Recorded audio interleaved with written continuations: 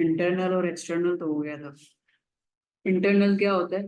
वो फाइनेंसेस होते हैं जो बिजनेस खुद से अरेंज करता है, या अपने जो उसके प्रॉफिट्स होते हैं या उसके जो पैसे पड़े होते हैं उससे फाइनेंसिंग करता है। और एक्सटर्नल क्या होते हैं? हम थर्ड पार्टी से लेते हैं, जैसे bank loan, venture capitalist, public equity. मतलब पब्लिक में अपने शेयर्स को सेल करके अपना फाइनेंस इकट्ठा करते हैं। और ये हमें चाहिए क्यों होता है? हम ये ऊपर सारे रीजंस पढ़ चुके हैं।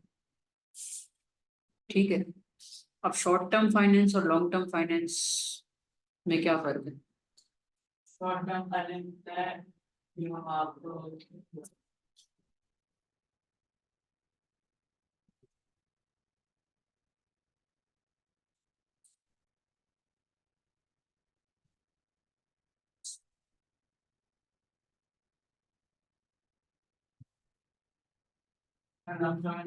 शॉर्ट टर्म फाइनेंसेस हम क्यों करते हैं? क्योंकि हमारे कैश फ्लो प्रॉब्लम्स आ रहे होते हैं।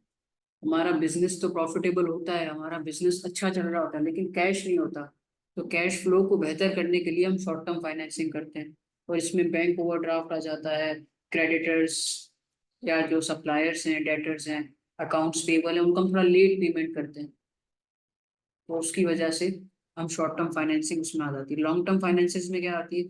जैसे कोई बड़ी मशीनरी खरीदनी है या कोई इन्वेस्टमेंट करनी है, तो लॉन्ग टर्म फाइनेंस उसके लिए चाहिए होता है। और ये यूजुअली मोर देन 1 ईयर के लिए होता है। सही है। शॉर्ट टर्म फाइनेंसिंग और लॉन्ग टर्म फाइनेंसिस की कोई एग्जांपल है तुम्हारे पास? Short term finance individual level पे, जैसे मैं क्रेडिट कार्ड यूज करता हूँ, ऐसे नहीं है मेरे पास। जैसे अभी मेरी सैलरी आती है 15 तारीख, 16 तारीख, और 30 दिन पूरे होते हैं, मेरे पैसे खत्म हो जाते हैं। 15 दिन का टाइम लैग आता है। तो मैं क्या करता हूँ? क्रेडिट कार्ड यूज करता हूँ कि भाई अभी ये यूज कर रहा हूँ, 30 दिन का लिमिट होगा, जब सैलरी आएगी इसको मैं पे ऑफ कर लूंगा। तो credit card long term finance नहीं है। एक 30 दिन से ज्यादा हो गया तो वो आपको फाइन चार्ज करेंगे, इंटरेस्ट चार्ज करेंगे। अब लॉन्ग टर्म फाइनेंसिंग में क्या होता है? जैसे गाड़ी लेनी है, इंस्टॉलमेंट्स होती है, जो मतलब वो एक लॉन्ग टर्म, बिल्कुल, क्योंकि वो ऐसी चीजें में जो 1 साल के अंदर नहीं खरीद सकता। तो उसको मुझे परचेज करेंगे 2 साल का, 3 साल का, 4 साल का लोन लेना पड़ेगा। सही है। अच्छा, मुझे ये बता सकते हो डेट फाइनेंसिंग और इक्विटी फाइनेंसिंग में क्या फर्क है? जैसे तुमने बैलेंस, फाइनेंसिंग काइंड ऑफ वो होता है ना, लोन होता है। लोन टाइप होता है जिसमें, और इक्विटी फाइनेंसिंग मतलब जब आप अपनी कंपनी की ओनरशिप सेल करते हो। क्या ये? बिल्कुल सही बोल रहे हो। डेट फाइनेंसिंग में क्या लेते हो? आप किसी से पैसे लेते हो, उसको इंटरेस्ट देते हो या उसको प्रॉफिट का रिटर्न देते हो, इंटरेस्ट पेमेंट करना होता है।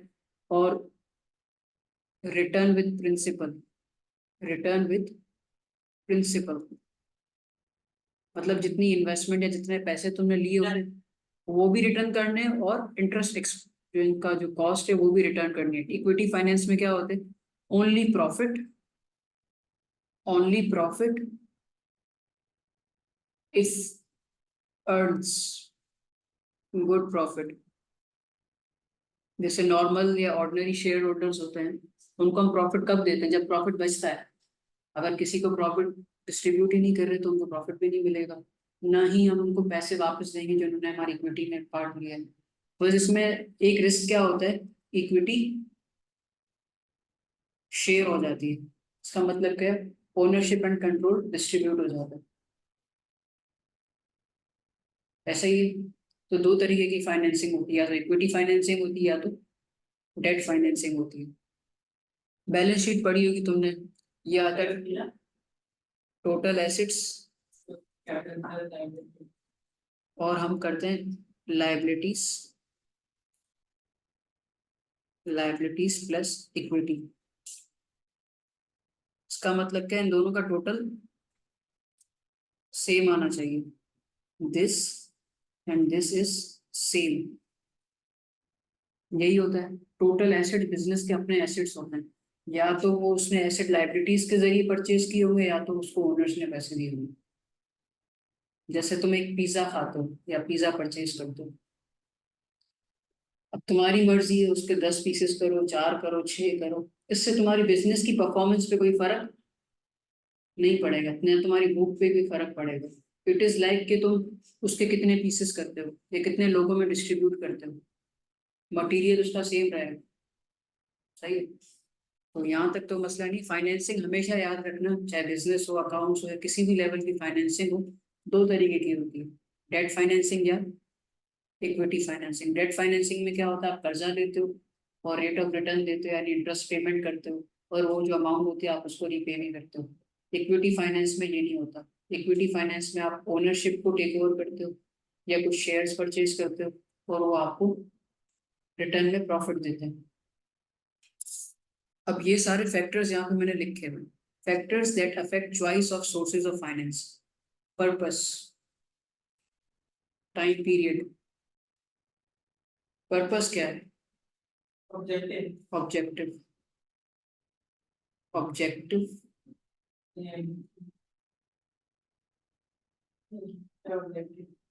मुझे मशीन लेनी है, लैंड लेनी है, ये पर्पस। ऑब्जेक्टिव कि भाई फाइनेंसिंग ले रहे हो, किस लिए ले रहे हो, या इंटरनेशनल मार्केट में जाना है उसके लिए ले रहे हो। टाइम पीरियड क्या है, 1 साल के लिए, 2 साल के लिए, 3 साल के लिए, 10 साल के लिए, 25 साल के लिए। टाइम पीरियड भी आता है। अमाउंट कितनी चाहिए, 10 लाख चाहिए, 10 करोड़ चाहिए। लीगल फॉर्म एंड साइज क्या है, कि आपकी जो कंपनी है या जो आप बंदे हो उसका लीगल फॉर्मेट क्या है, साइज क्या है। क्योंकि कंपनी की नेट एसेट्स को देख के ही आप उसको लोन फाइनेंस करते हो। कंपनी को कंट्रोल कौन कर रहा है, ओनर्स कर रहे हैं, शेयर होल्डर्स कर रहे हैं, या बॉन्ड होल्डर्स कर रहे हैं, या किसी ने इसके इन्वेस्टमेंट बैंकिंग ने शेयर्स परचेज किए हुए हैं, वो कंट्रोल कर रहे हैं। या लीगल या ऑर्गेनाइजेशनल स्ट्रक्चर क्या है, सेंट्रलाइज्ड है, डिसेंट्रलाइज्ड है, मैनेजमेंट का स्टाइल क्या है, डेमोक्रेटिक है, लीडरशिप है, वो सारे पॉइंट्स आ जाते हैं। रिस्क गियरिंग का क्या मतलब था?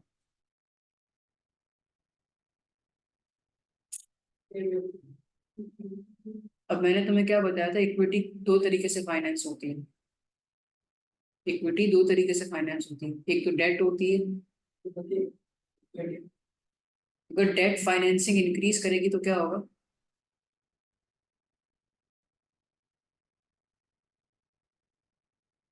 इंक्रीजिंग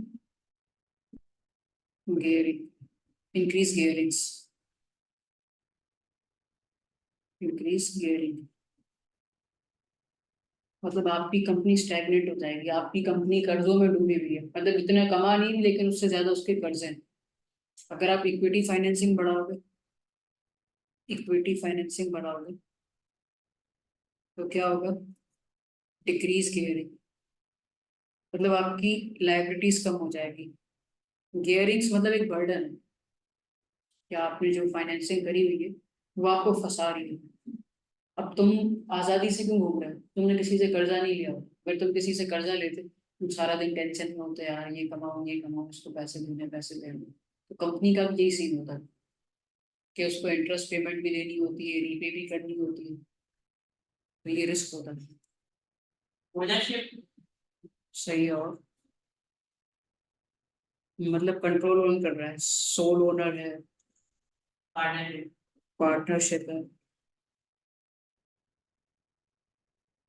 और क्या है, कंपनी है, कंपनी है। या अगर हम ज्यादा इक्विटी फाइनेंसिंग कर देंगे तो हमारी कंपनी रिस्क में हो जाएगी, साइलेंट टेक ओवर हो सकता है। कि अगर मैंने 50% से ज्यादा इक्विटी फाइनेंसिंग कर ली तो मेरी कंपनी किसी और के हाथों में चली जाएगी। अब जैसे इसकी एक कंपनी है, भारत मोटर्स, अब उसने उसकी जितनी भी इन्वेस्टमेंट है 40% मुझसे ली हुई है। अभी कंट्रोल किसके पास है, मेरे पास है या बारह के पास?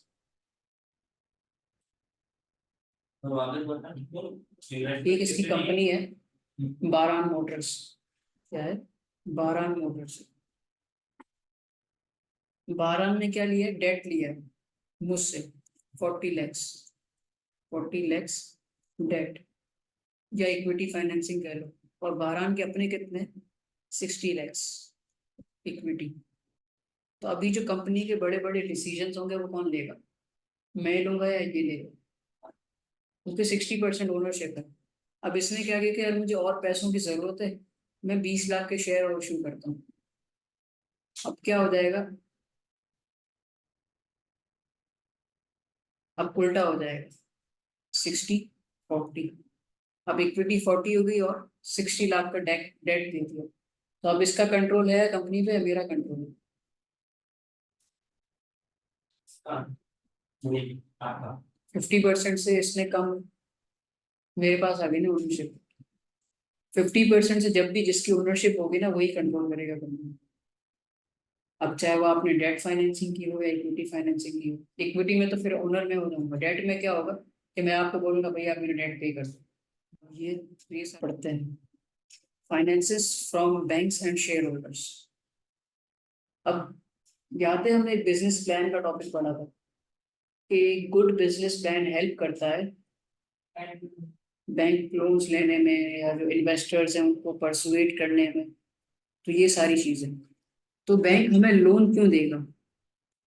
बैंक हमें लोन तभी देगा, उसको लगेगा जब ये इंटरेस्ट पेमेंट मुझे पे कर सकता है, मुझे इसको लोन देने में मेरा फायदा है। तो ये क्या लिखा है, a cash flow forecast is presented detailing why finance is needed and how it will be used। कि मैं तुमसे पैसे तो ले रहा हूँ, क्या पता मैं इसको फेंक दूं पानी के समंदर में, उसको मुझे यूज बताना पड़ेगा, प्रोडक्टिव यूज बताना पड़ेगा। कि गवर्नमेंट्स भी एक रेगुलेटरी अथॉरिटी से कंट्रोल होता है, हो सकता है मैं पैसे लेके कुछ स्मगलिंग के काम में कर दूं, तो बैंक्स को ये सब चेक एंड बैलेंस करना होता है। An income statement from the last trading year and forecast income statement for the business। तो उसको अपने forecasted profits, forecasted sales, forecasted expenses सारी डिटेल्स दिखानी पड़ेगी। एक तो cash flow forecast, income statement की फोरकास्ट, और अपने सारे एसेट्स एंड कैपिटल्स की details of the existing loans and sources of finance. अपने कोलेटरल दिखाने पड़ेंगे। कोलेटरल क्या होता है? सिक्योरिटी अगेंस्ट लोन या, हाँ लोन,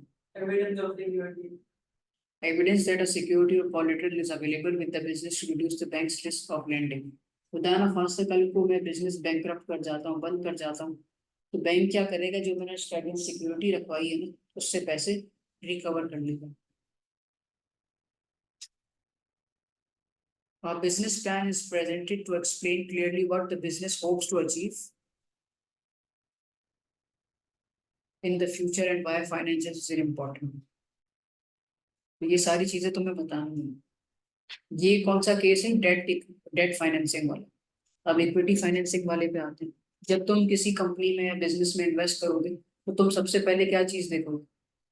प्रॉफिटेबिलिटी देखोगे, उसकी ब्रांड इमेज देखोगे कि वो कंपनी अच्छी है। मतलब ऐसे तो नहीं है ना कि मैं लिकर की कंपनी में इन्वेस्ट कर दूंगा या सिगरेट की कंपनी में इन्वेस्ट कर दूंगा। मेरे अपने कुछ रूल्स एंड रेगुलेशंस है, इस्लामिक प्रिंसिपल्स, मुझे इसके हिसाब से, हर किसी का अपना पॉइंट ऑफ व्यू होता है। अब जब मैं किसी शेयर मार्केट में इन्वेस्ट करता हूँ, मैं देखता हूँ कि भाई इसकी प्राइस की वॉलिटिलिटी क्या है, कि जिस फॉर्म में मैं इन्वेस्ट कर रहा हूँ उसकी प्राइस बढ़ रही है या कम हो रही है। ज़ाहिर एक शेयर की प्राइस कम होगी, मैं उसमें थोड़ी इन्वेस्ट करूँ, उसकी शेयर प्राइस बढ़ेगी, जिसमें मैंने खरीदा उससे ज़्यादा अगर सेल होगा तो मुझे फायदा है। तो ये सारी चीज़ें, chances of shareholder willing to invest in a business is higher when the company's share price is increasing, dividends and profits are high। तो डिविडेंड कितना आ रहा है ना डिविडेंड्स अदर इनकम का आ जाएगा ना इनकम इसकी अदर इनकम, इनकम डिविडेंड का डिविडेंड इनकम या ऐसे में आएगा। जब नेट प्रॉफिट निकाल लेते हैं ना टैक्सेस वगैरह माइनस करके, फिर जो अमाउंट आपके पास बचती है ना वो प्रॉफिट होता है डिस्ट्रीब्यूटेबल टू ओनर्स। फिर उसमें से तुम डिविडेंड्स माइनस करते हो, फिर जो अमाउंट बचती है फिर वो तुम डालते हो रिटेन्ड अर्निंग्स में। वो तुमने अभी कंपनी अकाउंट्स नहीं पढ़ा होगा, कंपनी अकाउंट्स वो उसमें आता है। नहीं नहीं वो लेवल्स करेंगे। अभी हम इनफ्लो और आउटफ्लो की बात कर चुके हैं। इनफ्लोज क्या क्या होते हैं? Payment cash sales, payment from receive, receive payments और क्या other receivables or account receivable. हाँ रिसीव पेमेंट और हम रेंटल इनकम Discount नहीं हो रहा। हाँ, discount. रेंटल इनकम और चौथा क्या होता है sale of asset sale of assets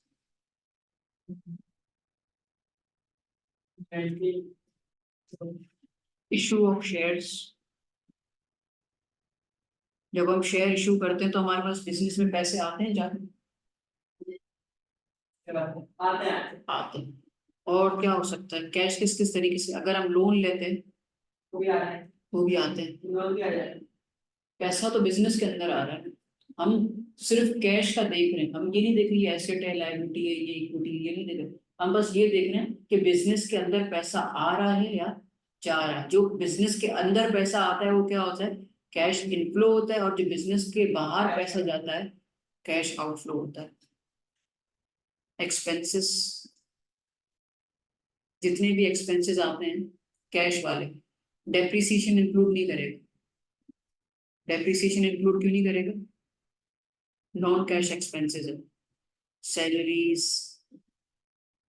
rents payment to supplier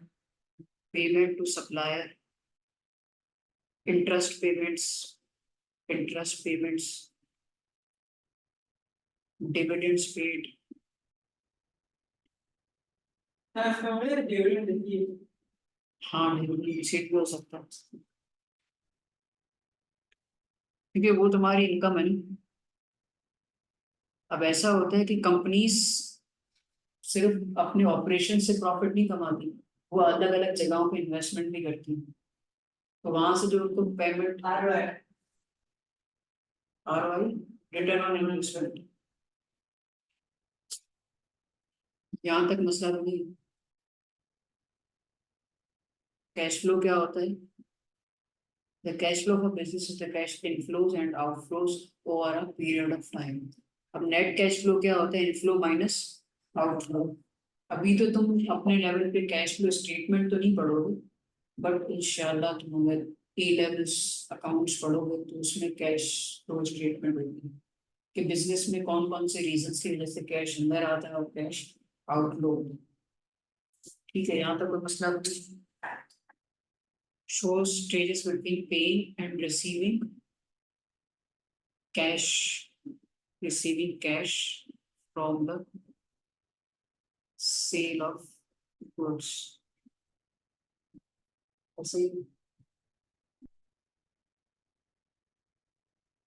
first stage क्या होता है cash needed to pay for purchases ऐसे ही होता है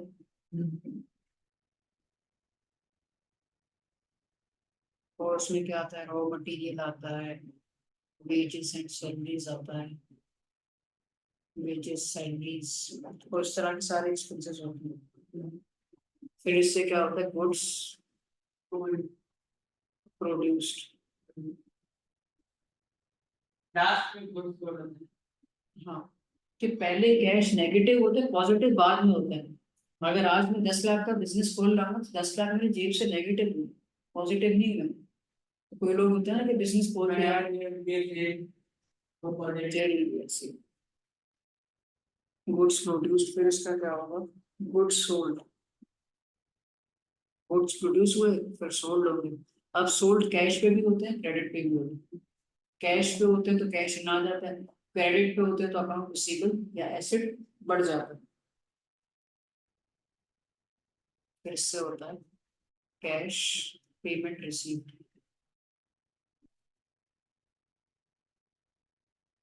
फिर दोबारा हम स्टेप 1 पे चले जाते हैं ये पूरी साइकिल चलती है इस चीज को कहते हैं cash flow cycle stages shows stages between paying and receiving cash from the sale of purchase of new computer for cash computer किसने परचेज किया बिजनेस ने तुमने परचेज किया तो ये कैश इनफ्लो है या कैश आउटफ्लो है दूसरा वाला अनीस तुम बताओ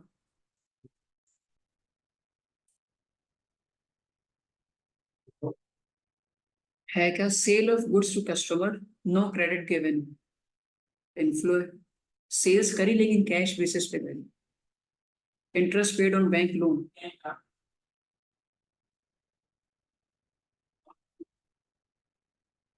debtors pay their bills, debtor का मतलब क्या होता है, अकाउंट रिसीवेबल्स, जिसको हमने क्रेडिट पे सेल करी थी, तो वो जब मुझे पैसे पे करेंगे तो additional share sold to shareholders, मैंने अपनी इक्विटी फाइनेंसिंग की, मार्केट में शेयर दिए, उन्होंने मुझे पैसे दिए,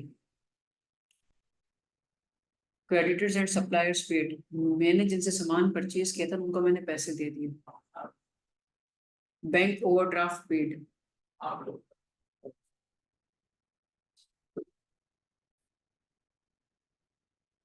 देखो ये एक भाई साहब है, गुड होप इंटरप्राइजेस, इसने कस्टमर को सेल्स करी 40,000 की, कितने की करी, और उसने जितनी जो सेल्स करी उसमें जो कॉस्ट या गुड्स वगैरह परचेज की थी वो कितने की थी, 15,000 की, और वो जितने भी उसने cost of goods sold purchase किए थे उसके सारे की सारे पेमेंट कैश में कर दी, लेकिन जो उसकी 40,000 सेल थी ना, उसमें से 50% कैश था और 50%, तो यानी कैश मेरे पास 20,000 आया, क्रेडिट मेरे पास कितना आया, 20,000, यानी अकाउंट रिसीवेबल्स, सही है।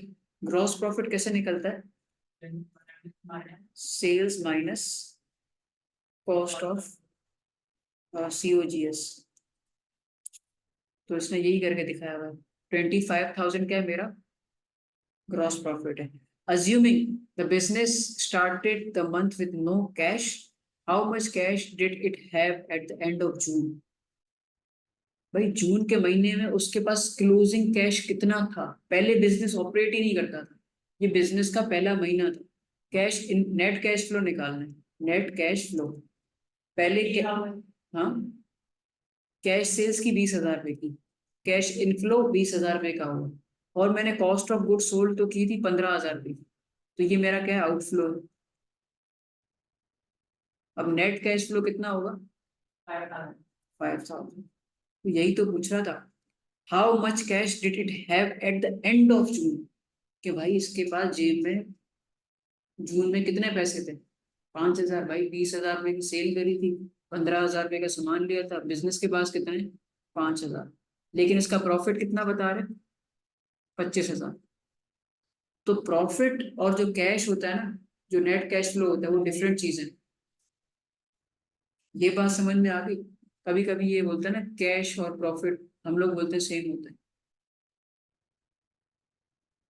इसलिए ये तो